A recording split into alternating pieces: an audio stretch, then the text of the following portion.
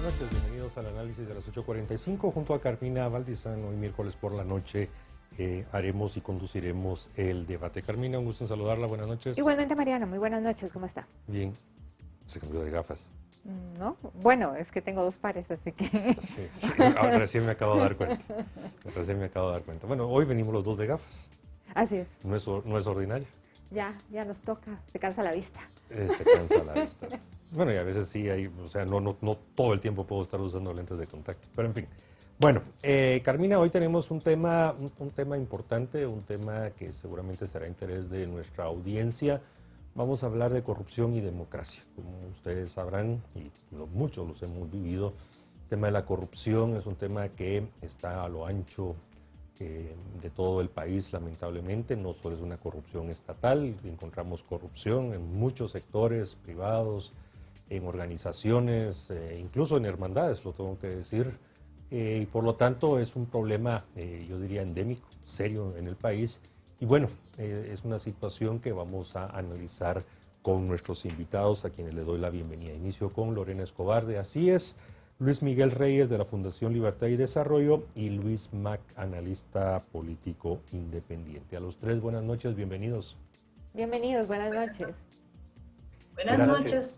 Muy amables. Bueno, iniciamos con Lorena Escobar, una introducción muy general, creo que más importante es escucharlos a ustedes, cómo ven este tema de la corrupción, la democracia, las percepciones, cómo obstaculiza el crecimiento económico, en fin, tanto que afecta el tema de la corrupción. Pero la escuchamos, Lorena Escobar.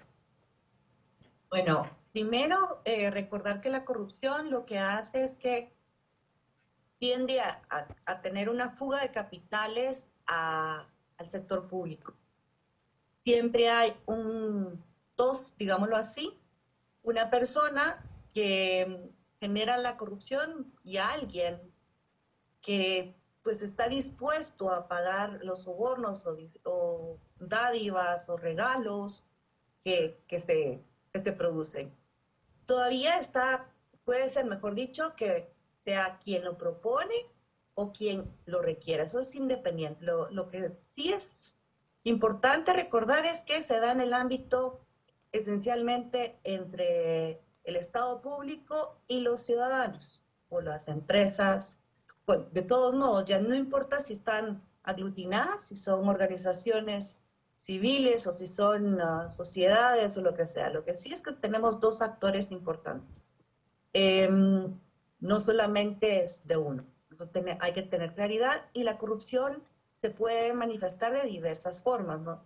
Una es a través, como decíamos, a través del requerimiento o la adjudicación de contratos, prebendas, el dar un favor. Nuestra legislación ha ido avanzando en ese sentido, y los efectos más duros, como decía yo, es la fuga de capitales, que en lugar de utilizarse para satisfacer las necesidades de la sociedad, lo que hace es enriquecer nada más a quienes hacen uso de ella. Y además, pues tiene efectos fuertes dentro de la democracia, porque primero socava las instituciones para las cuales fueron creadas, las debilita, no les permite tener todos los recursos y atender las necesidades una vez más, la generación, garantizar, mejor dicho, a los habitantes el ejercicio de sus derechos humanos. Y entonces, cada vez se generan desigualdades. Hay una relación también entre corrupción y desigualdad en la sociedad, desigualdad de acceso a oportunidades, a riqueza, y van cooptando, digámoslo así, es como un hongo que va corroyendo, o ese óxido que va corroyendo todas las instituciones en sus bases y las va debilitando. Podría hacerse así, es un fenómeno también de carácter mundial, no es exclusivo de Guatemala, pero hay países en donde se denota más. Y esto obviamente tiende a pues, dificultar el desarrollo también económico y por ende el desarrollo de la población en general. Gracias, licenciada. Licenciado Luis Miguel Reyes, por favor, su análisis. Guatemala somos una democracia muy débil, con mucha corrupción. ¿Qué podemos analizar de todo esto? Bueno, gracias. Yo creo que para añadir un poco de lo que decía la licenciada Escobar, tal vez a un nivel más macro, más grande, y especialmente en países que tienen tanta corrupción como tiene Guatemala, ¿verdad? Porque hay que dejar algo en claro, ¿verdad? La corrupción existe en todos lados, pero hay niveles, ¿verdad? Y en niveles como el que tenemos en Guatemala, donde es una corrupción, digamos, ya completamente depredadora, lo que se hace es que destruye tanto las instituciones del Estado que las instituciones ya no pueden prestar esos servicios para los que han sido creadas. Y eso provoca que los ciudadanos pierdan la confianza en sus instituciones y luego eso provoca que después pierdan la confianza completamente en la democracia y en el sistema político. Y eso trae problemas porque corroe completamente las democracias, corroe, digamos, la confianza que tienen los ciudadanos en esas democracias y provoca muchas veces que esos ciudadanos se decanten por opciones que no son necesariamente liberales o que no son necesariamente democráticas, ¿verdad? Y yo creo que un ejemplo de eso lo vemos, yo lo veo, por ejemplo, en El Salvador, ¿verdad? En donde los ciudadanos, digamos, cansados de un sistema muy corrupto, ¿verdad? Que no daba resultados y que no daba satisfactores mínimos para que necesita una sociedad para poder desarrollarse, pues se decantan por un hombre fuerte, ¿verdad? Como se le llama, que tiene características bastante, digamos, complejas para una democracia, al que, digamos, yo no le llamaría un dictador todavía, pero que sí tiene características digamos que le hacen tener una personalidad que podría caer en una dictadura. Y eso, digamos, es el tipo de cosas que se han visto a lo largo de América Latina, en varios países en donde, digamos, esa pérdida de confianza en las instituciones, esa pérdida de confianza en la democracia, pues provoca que los pueblos se decanten por opciones populistas o populistas autoritarias, que muchas veces pues terminan de, digamos, de destruir los países completamente. Ahora es el caso de varios, podemos hablar de varios casos en América Latina, yo hablaba de El Salvador porque eso es lo que se me viene muy reciente, ¿verdad? Entonces, lo que pasa, digamos, cuando tenemos una situación como la de Guatemala, en donde la corrupción escala a niveles que ya impide completamente el funcionamiento de las instituciones del Estado, es que vamos hacia una situación de mayor precariedad democrática. Luis Mac, ya tanto Lorena Escobar como Luis Miguel Reyes hicieron una introducción global, pero cuando se analiza el tema de corrupción, en la introducción traté de que se ampliara su análisis, o sea, no circunscribirlo al tema político, al tema público, porque al final solo son el reflejo de algo mucho más profundo, algo mucho más enraizado, esa tolerancia, eso incluso de aceptarlo socialmente, de que bueno, para sobresalir, para destacar, para ganar más, pues se tolera, se acepta y se premia la corrupción. Y entonces como que las raíces están más profundas. ¿Es así realmente la realidad que vive Guatemala? Antes que nada, buenas noches. Un saludo a los dos colegas con los que estamos compartiendo y a ustedes también. Yo creo que sí, indudablemente la corrupción tiene múltiples facetas, ya los colegas ya lo han ampliado en alguna medida, pero como tú bien dices, la corrupción también tiene una forma realmente en la cual se generaliza lo que la teoría llama la cultura de la transgresión. Entonces hay reglas, hay mecanismos, hay procesos institucionales que la ciudadanía ha, pues obviamente, viendo los ejemplos, malos ejemplos que existen a nivel de los políticos, de las autoridades, de los funcionarios, pues también replican en la vida cotidiana estas mismas prácticas deshonestas que se podría llamar, no pagando impuestos, violando las reglas, parqueándose en doble fila, bueno, una serie de mecanismos que lo que hacen justamente es ir rompiendo los órdenes o los estándares de una sociedad. Realmente la sociedad guatemalteca es muy compleja, porque como tú bien dices, la corrupción no solo es de los funcionarios, no solo es de los políticos, sino también del ciudadano común y en muchos otros ámbitos o niveles. Entonces es bien complejo realmente separar en el ámbito público y lo privado realmente este tipo de prácticas que lo que terminan haciendo justamente es descomponiendo a la sociedad y generando lo que en alguna medida se puede llamar una sociedad en donde se acostumbra la ley del más vivo, la ley del más pilas, la ley del más fuerte. Es una suerte de selva de cemento que obviamente genera mucha desigualdad, muchos problemas, muchos conflictos. Creo que se acostumbra la gente a lo que la teoría llama arreglándose por cuenta propia, a subir la ley por la mano propia, bueno, una serie de mecanismos obviamente que son perversos. La verdad que la corrupción tiene múltiples efectos y múltiples niveles. Gracias. Licenciada Escobar, cuando hablamos de este fenómeno que está enraizado en la sociedad, vemos sociedades donde la corrupción es parte de la vida diaria. Uno de los países más corruptos del mundo, y no lo digo yo, lo dice todo el mundo, literalmente es China. Sin embargo, en China las autoridades manejan esta corrupción, pero se da desde los más pequeños hasta los más grandes. Pero ojo, al ciudadano que es descubierto y no cumple con las reglas que tiene una sanción fuerte por eso. En Guatemala se habla mucho de corrupción, de sanción, de casos, pero han sido casos mediáticos en muchos casos.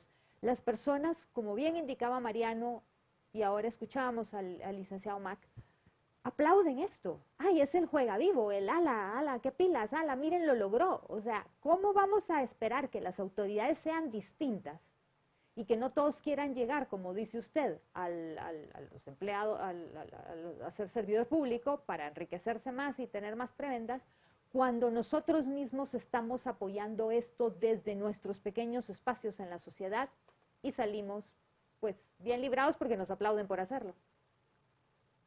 No, dejemos eso, es que también hay que recordar que el empleado público no sale solo, es decir, sale de una sociedad, de un entorno familiar, ha tenido contacto con valores, con educación, con una serie de aspectos que lo van formando en su desarrollo. Y entonces es producto, es producto, mejor dicho, de ese convivir. Y entonces se hablaba de una cultura de legalidad, es el respeto a la ley. ¿Y cómo atamos esto con la democracia? Justamente era lo que hablábamos. Al final es primero el huevo o la gallina, ¿verdad? La corrupción corroe las instituciones, el ciudadano cree menos en ellas, pero entonces, ¿por qué cree menos en ellas? Es porque en realidad desde un principio no hay una cultura de respeto a la ley, eso es. Y recordar que en un Estado de Derecho, que en realidad es que todos nos sometamos, todos cumplamos las sentencias, las órdenes y las leyes que van en coherencia con la Constitución, es la norma máxima que nos regula a todos para la convivencia. Entonces, si no hay este respeto ni este acatamiento a las leyes, entonces se observa esta falta de gobernabilidad, esta falta de respeto a la ley, y por lo tanto es mucho más difícil que se gobierne un país y que haya democracia en un país. Y por el contrario, lo que se tiene es mayor propensión a que exista la corrupción. Y es que también recordemos que la corrupción, como lo decían antes, tiene múltiples facetas, pero lo que sí va acompañada es de impunidad. La búsqueda de hacer lo que le conviene a una persona, independientemente de cuál sea el fin, o sea fin económico o una prebenda o la posibilidad de evadiendo las normas. Entonces, siempre va acompañado de la impunidad o la sensación de que se tiene que no va a ser castigado. Y si todo el aparato estatal pues le permite eso, lo va a seguir haciendo. ¿Y a qué me refiero cuando se le permite? Cuando no hay una investigación eficaz, cuando los tribunales de justicia están saturados de casos y entonces no dan una justicia pronta y cumplida, cuando hay debilidades en la investigación desde los agentes de las fuerzas públicas y después una investigación criminal. Ese tipo de cosas también contribuye a que haya impunidad y por lo tanto también se genere este ambiente de que se puede ser campeón evitando todas las reglas y que no pasa nada. Es así que entramos en un círculo vicioso en donde se va desgastando, ya lo decía Miguel Ángel antes de mí hace poco, que se va desgastando esa confianza en la democracia, cuando en realidad es la misma población quien desgasta esa figura y se buscan modelos autoritarios, pensando que, erróneamente, que los modelos autoritarios no van a ser corruptos. Y la historia ha demostrado que no es así.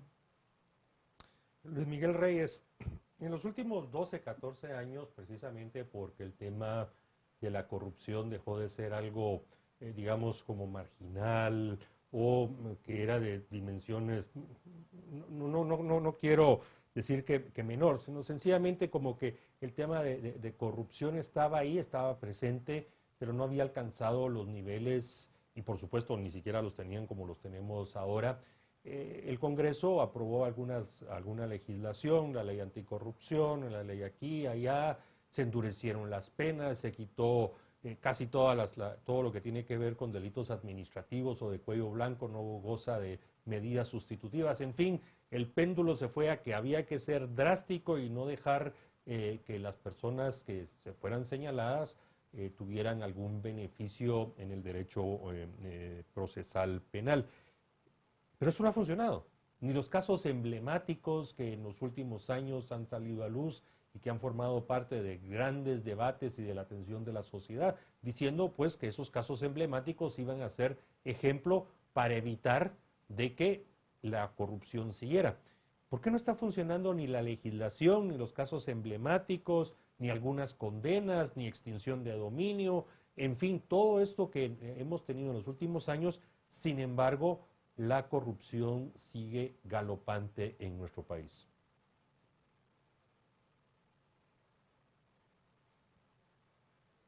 Bien, producción nos comenta que tenemos un problema técnico. No sé si tenemos a Lorena o ¿Sí? Luis Mac, perdón, se nos cayó la señal con Luis Miguel. Luis Mac, no sé si tuvo la oportunidad de escuchar ahí la pregunta y el comentario. Perdón, el comentario y la pregunta.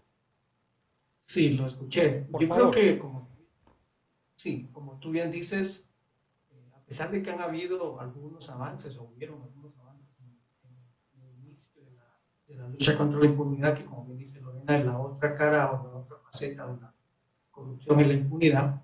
Entonces, el combate a la impunidad es un factor fundamental en el combate a la corrupción.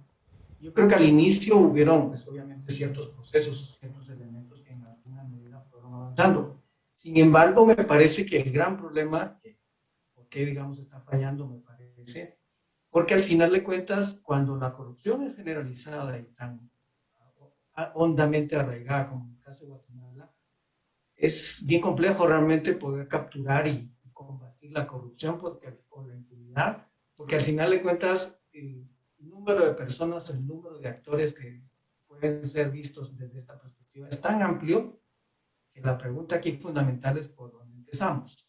Yo creo que ese fue el gran factor, obviamente, que terminó finalmente la expulsión de CICIG, que al final de cuentas la lucha contra la corrupción y este tipo de mecanismos de sanción empezaron a generar un contexto adverso en el que finalmente todos los que en alguna medida se vieron afectados por estos casos o por esta persecución o por estas sanciones se fueron uniendo paulatinamente en ese concepto genial realmente que es el de pacto de corruptos y obviamente empezaron a revertir todas estas situaciones. Eso por un lado. Y por el otro lado, me parece que si este es un elemento cultural, lo que yo hablaba de la cultura de transgresión, los aspectos culturales no son fáciles de acatar, no son fáciles de transformar. Esto obviamente requiere todo un trabajo y todo un mecanismo sistemático. Por lo tanto, van a haber algunas décadas o algunos años solamente en las que la ciudadanía aprenda a no ser voluntarista, a cumplir las reglas. Porque aquí en Guatemala se sabe que existen las reglas, existen los procedimientos, pero con la persona adecuada o con el recurso adecuado se pueden saltar. Entonces, esa cultura de transgresión está tan hondamente arraigada que no es fácil combatirla. Entonces, sintetizando, tanto culturalmente como institucionalmente, la pregunta es cómo le entramos. Por ejemplo, con la actuación de cortes, con la elaboración de leyes o el establecimiento de leyes perversas, pues obviamente aquí tenemos un mecanismo institucional que también está corrupto, que está, digamos, corroído. Entonces, es un problema bastante complejo, no es tan sencillo realmente cuando está tan hondamente regado como en el. Ya, perdón, quisiera agregar a lo que se refirió Luis, es que no es tomarlo solamente por un aspecto e enfocarse nada más en los casos emblemáticos, sería iluso pensar que solo abordando esos casos se iba a resolver la corrupción. Por eso es que también se empezó a generar todo este marco normativo, pero no alcanzó, y creo que nosotros estamos obligados a tratar también esos aspectos culturales en donde estamos hablando de valores, de educación, en donde hace cambiar la cultura y exigir a los funcionarios, pero también exigirse al ciudadano el cumplimiento de las obligaciones. No solamente la exigencia de los derechos, sino que también las obligaciones. Y ahí partimos, además de que se necesita una serie de cambios, no solamente normativos, sino también institucionales para eliminar, ya se ha comprobado, burocracia, que lo que permite son procesos largos, que lo que permite es, al final, eh, entrar a generar esa corrupción, ¿verdad? No es lo mismo.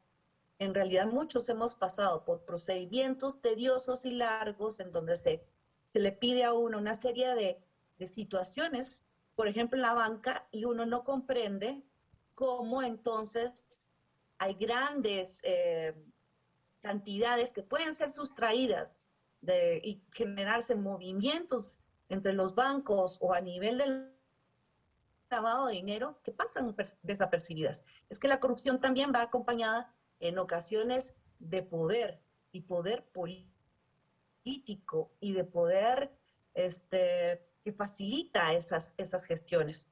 Entonces, se requieren, para mí, no solamente tratar un solo aspecto, sino tratarlos en su conjunto. Gracias, licenciado Luis Miguel Reyes, que ya lo tenemos de regreso con nosotros. Hay un tema con la corrupción en nuestro país. Se ha trivializado tanto decirle casi a cualquier persona corrupta. Así que si le sumamos eso a una sociedad que ya de por sí favorece ese juega vivo, quiero repetir la palabra porque realmente las personas aplauden a alguien que se salta de las reglas sin llegar al tema de corrupción oficial. ¿Cómo podemos hacer para que las personas volvamos a tomar en serio la corrupción? Porque la verdad es que creo que a todos los que estamos aquí por haber disentido de una opinión nos han llamado corruptos solo porque estamos en contra de una opinión, y eso no es la corrupción. La corrupción va más allá y tiene un alcance tremendo y desastroso en muchos casos en nuestro país. ¿Cómo podemos retomar y salvar una palabra? Parece mentira, pero es que la gente ya le dicen corrupto y ya no le importa. Sí, gracias, perdón, tuve ahí un pequeño problema técnico, pero ya. Yo creo que lo que habría que hacer es reenfocar un poco el proceso de lucha contra la corrupción, ¿verdad? Desafortunadamente creo que retomarlo como, digamos, como el tema se ha venido hablando de 2015 para acá, va a ser un poco difícil porque sabemos que lo que se provocó fue una enorme polarización en la sociedad que impidió realmente que el proceso caminara. Pero lo que pasa es que también ese era un proceso enfocado únicamente en la parte punitiva, ¿verdad? Y en la pregunta que hacía Mariano justo antes que se me desconectara, él hablaba un poco de esto, ¿verdad? Que muchas de las leyes que se aprobaron en ese momento, eran sobre temas punitivos, digamos, poner penas más fuertes, tratar de castigar de una manera más severa a las personas que incurrían en casos de corrupción, lo cual está bien y es una parte del proceso, pero no es la única parte del proceso de lucha contra la corrupción. Hay una parte que implica todo un proceso de reforma institucional que debería de enforzarse, y yo creo que esa es ahorita la parte en la que podríamos enfocarnos y en la que debería haber mayores acuerdos. Me parece que podría ser positivo para el país, digamos, enfocarnos en esa parte de reforma institucional que pueda permitirnos devolver esa confianza que se ha perdido en las instituciones. Y me refiero a cosas que deberían ser muy puntuales, como por ejemplo una reforma a la ley de servicio civil, ¿verdad? Que se pueda tener un verdadero servicio civil en el país, que las personas que estén en el servicio civil sientan que están no solo dando un servicio a su país, sino también que sean remuneradas adecuadamente para poder y que tengan, digamos, procesos de ascensión adecuados para que puedan ellos, digamos, sentir que realmente participar en el servicio público tiene un beneficio, tanto público como personal. ¿Verdad? Eso por un lado. Luego una reforma, por ejemplo, a temas de contrataciones del Estado, ¿verdad? Sabemos que las reformas que se han hecho hasta el momento pues tuvieron un efecto más bien de paralizar las compras en el Estado y hacerlas un proceso muy engorroso y casi imposible. Debería de buscarse otros mecanismos que ayuden a flexibilizar las compras por un lado, pero también pues permitir esos controles que se necesitan. Y luego la importante reforma digamos, al sistema de justicia, ¿verdad? Algo de lo que seguramente la licenciada Escobar podría hablar con mayor propiedad que yo, pero es un tema que quedó pendiente, que se vio interrumpido lastimosamente y que también va a ser necesario, ¿verdad?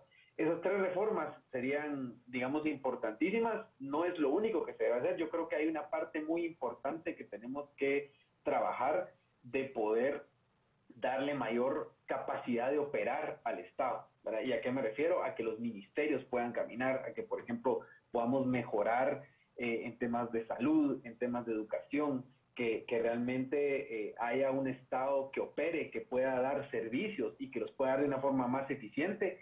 Eso va a ayudar también a traer mayor confianza hacia las instituciones y le va a dar un sentido al Estado de Guatemala, porque lo que pasa es que lo que tenemos ahorita es un Estado completamente ausente, y es ausente porque no puede hacer las cosas para las que está hecho, ¿verdad? Y eso es un problema muy importante, ¿verdad? Una de las razones por las que la gente en muchos países se decanta por figuras fuertes como un Bukele o como un Ortega o algunos otros, es porque estas personalidades fuertes que muchas veces se convierten en dictadores pueden en muchas ocasiones usar esa mano dura para hacer funcionar las instituciones del Estado y hacer llegar algunos servicios a la población. Ahora, lo deseable es que eso se haga en democracia, ¿verdad? Y que eso se haga en un Estado que, digamos, sea funcional para las cosas para las que fue creado. Y yo creo que hacia eso debería apuntar la sociedad guatemalteca y ese sería el camino más adecuado. Y pues claro, por supuesto que se tiene que seguir un proceso de investigaciones y de poder realmente pues que aquellas personas que incurren en casos de corrupción pues paguen los platos que se han comido, ¿verdad? Pero digamos, esa parte sabemos que fue compleja y que a lo mejor ahorita está en un proceso de pausa, pero si vamos encaminados hacia la reforma del Estado, y ojalá ese fuera uno de los temas que se discutan en las próximas elecciones, pues podemos ver alguna luz al final de este túnel en el que estamos metidos. Luis Miguel hizo ahí un recuento breve, muy puntual, de algunas de los temas que en reiteradas ocasiones y foros y plataformas electorales, en fin, se ofrecen. Y bueno, creo que todos aspiramos a que en nuestra república exista un Estado de Derecho, una cultura de legalidad. Pero si un árbol nace torcido, difícilmente se endereza.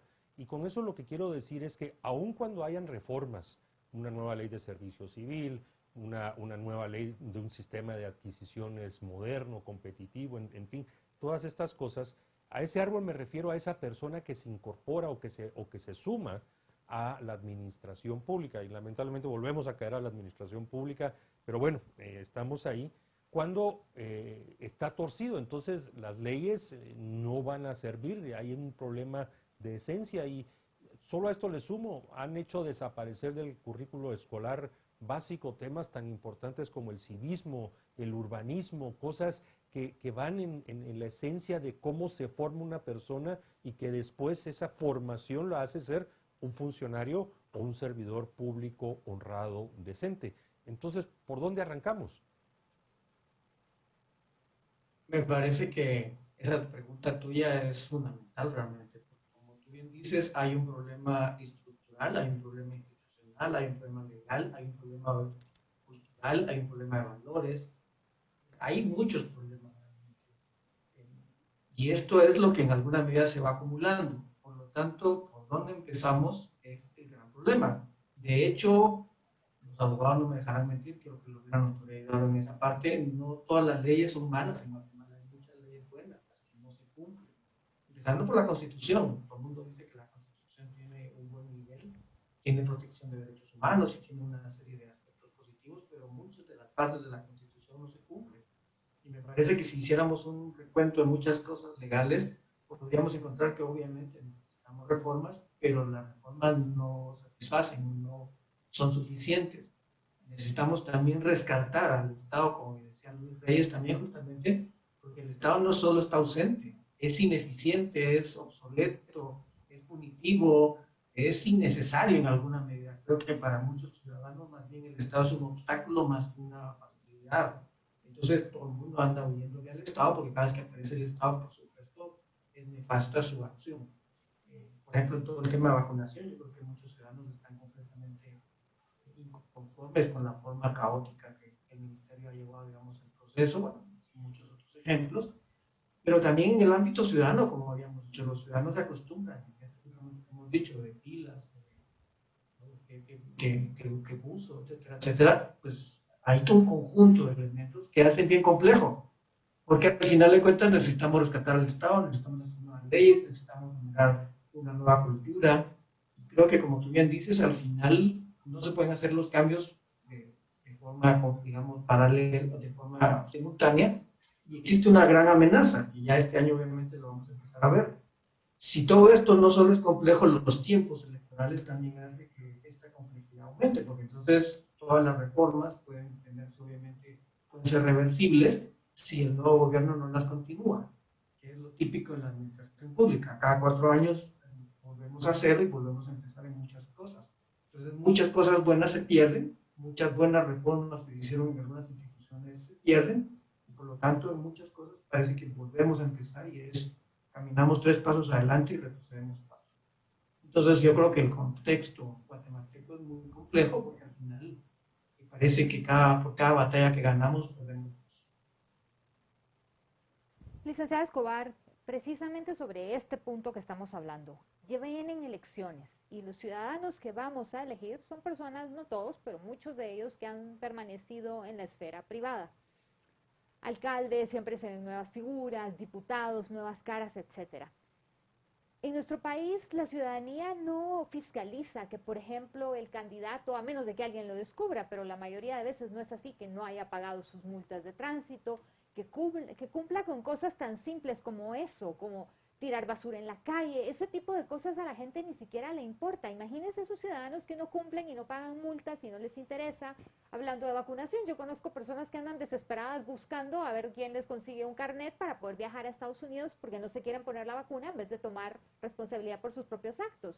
Y estas personas pueden llegar a ser funcionarios públicos después. ¿Qué podemos esperar de alguien que, como decía Mariano, ya vienen totalmente podridos en la raíz? O sea, yo la única forma que creo es por medio de la justicia, pero desgraciadamente la justicia también se parcializó, se empezaron a dar muchos problemas. Entonces, ¿cómo depuramos desde cero a esta sociedad para que el ciudadano empiece a decir, no, no es correcto, no lo voy a hacer y quiero un diputado, alguien íntegro? Pues se pueden torcer a medio camino, siempre pasa, pero alguien que por lo menos llegue, que cumpla con estas cosas. Bueno, es que aquí no podemos limpiar la mesa y partir de cero, ¿verdad? Eso no es posible, o sea, no se puede partir de cero. Tenemos, creo que 2 acciones, 2 carriles, yo diría.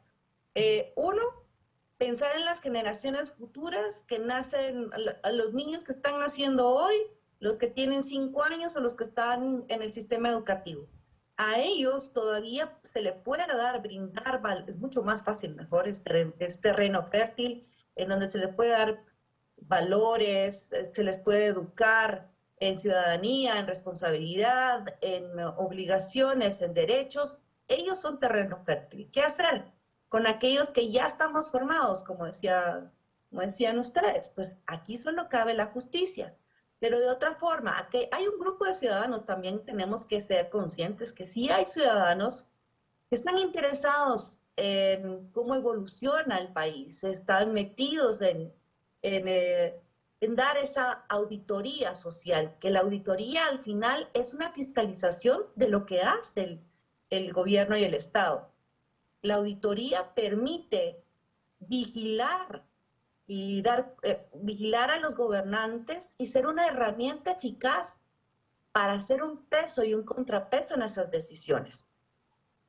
La generación de esa también cuentadancia, tanto que es obligación de los funcionarios como la vigilancia de la ciudadanía, es importante. Y es que aquí también hay que sensibilizar a los habitantes que el conocer de lo político no es malo, como en algunas generaciones se pensó. El tener conocimientos de para qué sirve el sistema electoral, cómo funcionan las comisiones de postulación, cómo se eligen a los diputados del Congreso, cuál es el sistema que tenemos, esto va empoderando al ciudadano para generar auditoría social. Y ahí, cuando me refiero a auditoría social, era bien lo que usted decía, saber qué hace ese candidato, cómo se conduce en lo privado, porque eso va a ser el reflejo de lo que va a ser en lo público. Entonces, desde pequeñas cosas como no pasarse los semáforos en rojo, hacer la fila en el banco o en las instituciones, no solicitar favores, eso ya nos va indicando cómo puede proceder si llegara a ser candidato. Y eso nada más se sabe en los grupos pequeños, quien conviven con este candidato en el diario vivir, en la cotidianidad. Eso se hace en la comunidad. Es decir, pensemos en el vecindario y después en la zona y así multipliquemos. Esa información es necesaria y es además beneficia y es útil a la hora de tomar una decisión. Y a la hora de tomar la decisión me refiero al momento de votar. Eso para elegir también y ser más exigentes con los candidatos que vamos a tener, ¿verdad? No solamente en cuanto a sus calificaciones profesionales, porque a estas alturas todos tendrían que tener méritos de capacidad para ocupar un cargo. ¿Y qué me refiero? Cuando ya se va a postular a alguien, pues ya debería de ser consciente que se está postulando para determinado puesto, pues tiene que tener las habilidades y capacidades. Pero además de eso, no basta con exigir eso. Basta también con determinar si es honorable, si es honrado, si se conduce, es coherente con sus valores, es coherente con lo que piensa y sobre todo si es idóneo con el puesto. Eso lo haría. Creo yo que no podemos desmayar en la educación de las generaciones y también puede ser que en el camino los adultos aprendamos, porque eso, ¿por quién no? Cambiemos los antivalores por valores, apostarle a eso, a los beneficios que tiene una educación, o mejor dicho, una conducta dentro de la legalidad para poder exigir. Esto es del lado de la ciudadanía, ¿verdad? Y los funcionarios también. Someterse a la ley y que entonces, como todos, a cumplirla, las sentencias también, no solamente la ley, las órdenes, que todas estén enmarcadas en lo que ya dispusieron en la Constitución, y así podríamos. No es un proceso lineal, no lo veo así, no es que empecemos por acá y podamos tener una salida, no lo es, como ya se dijo antes, es complejo, y por lo tanto tenemos que tener medidas que vayan pues produciéndose paralelamente o conjuntamente para llegar al final, ir mejorando, teniendo madurez política también, y me refiero cuando hablamos de madurez política es tomar decisiones basadas en evidencia para generar política pública, tomar también decisiones, escuchar a los adversarios, escuchar también las críticas y las propuestas y abrirse, no solo los gobernantes, sino también los candidatos. Luis Mac, yo estoy convencido de que la corrupción pública es solo un reflejo de la corrupción en el ámbito no público. donde prevalece cada vez que uno ve y voltea en diferentes organizaciones un lucro deshonesto, una avaricia, una codicia. Ya hablamos de cómo se premia al buzo, al topado, no voy a utilizar otra expresión muy chapina, al cabrón.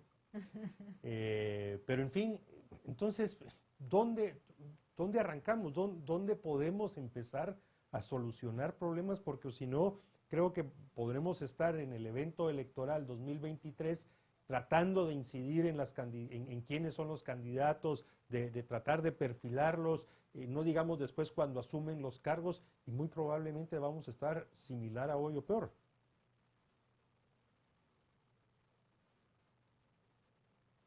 Luis. Sí, como tú bien dices, yo creo que esto es un tema, como bien dices, para que haya un corrupto tiene que haber un corruptor. Y ese corruptor obviamente es la sociedad y el sector, digamos, privado en alguna medida. Yo creo que en cierta forma, como bien dice Lorena, no son todas las personas en Guatemala que son así, quizás una gran mayoría sí, pero creo que todavía hay un reservorio de personas y grupos que obviamente sí tienen cierta conciencia y justamente, lamentablemente, esto podría ser quizás una generalización no cabal para todos, pero bastante acotada realmente para muchos casos. La mayor parte de las personas que tienen valores, que tienen conciencia tranquila, pues lamentablemente se alejan de los cargos públicos y se alejan también del ámbito político, porque al final de cuentas la política y lo público terminan siendo vistos como un escenario peligroso y como un escenario no apto para los valores. Entonces, lamentablemente premiamos a los malos y los buenos obviamente se salen de este ámbito. Yo creo que, como bien dicen algunos también, yo creo que la lógica también es que los que tienen valores debemos empezar a unirnos, debemos empezar a generar cambios, debemos empezar a generar conciencia, un poco por la línea de lo que decía Lorena, para ir generando una nueva cultura, para ir generando una nueva inercia institucional. Eso va a llevar tiempo, pero si no empezamos, por supuesto, vamos a seguir promoviendo este tipo de elementos negativos al infinito. Por ejemplo, en el ámbito electoral, que ya estamos prácticamente en un año preelectoral, empezar a eliminar las razones equivocadas por las que votamos. En lugar de votar por el menos peor o el menos malo, o por razones de cualquier tipo realmente estratégica, empecemos a votar por los que realmente creemos que son los mejores. A lo mejor no lo votamos porque decimos, sabes que los mejores no tienen posibilidad de ganar y por lo tanto mejor para no desperdiciar mi voto, pues obviamente voy a votar por uno que obviamente sí tiene más posibilidades para evitar que uno malo llegue. Ese tipo de razonamientos lamentablemente perpetúan a los malos en el ámbito público. Entonces yo creo que hay muchas estrategias que podríamos ir tratando de visualizar, pero el punto es, digamos, que la facilidad de los buenos, como decía, digamos, en alguna medida Martin Luther King, la facilidad de los buenos que no hacen nada para frenar a los malos, también creo que debe parar. Licenciado Reyes, estamos prácticamente sobre el final, 30 segundos para un mensaje o una conclusión. Bueno, sí, me parece que la corrupción es un tema que, como ya se discutió aquí, está metido hasta la médula, ¿verdad? En las sociedades, y las sociedades que permiten que llegue a los niveles como el que tiene Guatemala, son sociedades que son permisivas, que tienen pocos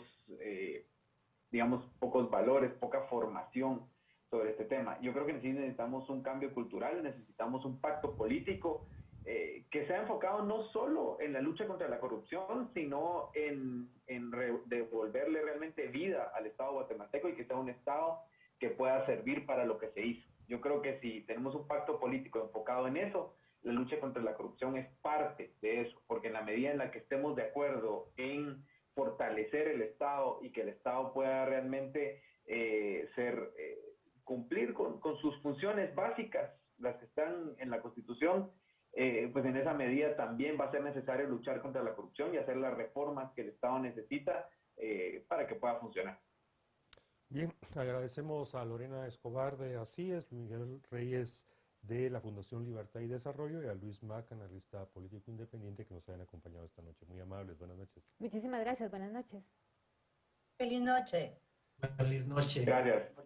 Bien, Carmina, cerramos un tema que es la de no acabar. Nunca vamos a acabar. No, creo. yo sí espero que algún día, no sé si lo voy a vivir yo, pero en serio, yo sí espero que este tema de la corrupción acabe o por lo menos se reduzca. Dejemos de votar por alguien conocido que nos haga el favor cuando llegue al, porque esa es la mentalidad de muchos, ¿no? Voy a votar por este porque voy a tener conectes, sino que votar por alguien que sea la persona correcta y hay que encontrarla, estoy segura que hay. Somos muchos guatemaltecos, tiene que haber esa persona. Y seguro que lo que usted dice es correcto en el ámbito político público, pero también hay que resolver la corrupción en comités de vecinos, en asociaciones de vecinos, en hermandades. Mire, cuando uno se entera y lee y ve y escucha lo que está pasando en todos esos ámbitos, es terrible. O sea, en fin. Bueno, hasta la próxima. Buenas noches. Muy buenas noches, muchas gracias.